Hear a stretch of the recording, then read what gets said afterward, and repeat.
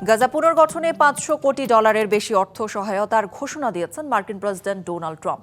এরই মধ্যে board of পিসের সদস্য রাষ্ট্রগুলো অর্থ প্রদানের অঙ্গীকার করেছে। আগামী বৃহস্পতিবার অনুষ্ঠিত হতে যাচ্ছে গাজা বোর্ড অব পিসের প্রথম সম্মেলন।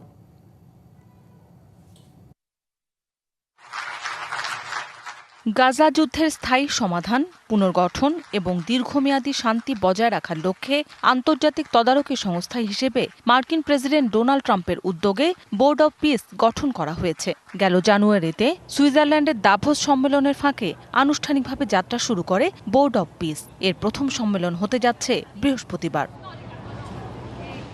রয়টার্স জানিয়েছে, সম্মেলনে গাজা পুনর্নির্মাণে বোর্ড অব পিসের সদস্যদের $500 কোটি বেশি অর্থদানের ঘোষণা দেবেন মার্কিন president Donald Trump. Board of piece ইতিহাসের সবচেয়ে প্রভাবশালী আন্তর্জাতিক সংস্থায় পরিণত হতে যাচ্ছে বলে ট্রুথ সোশ্যালে নিশ্চিত করেন ট্রাম্প।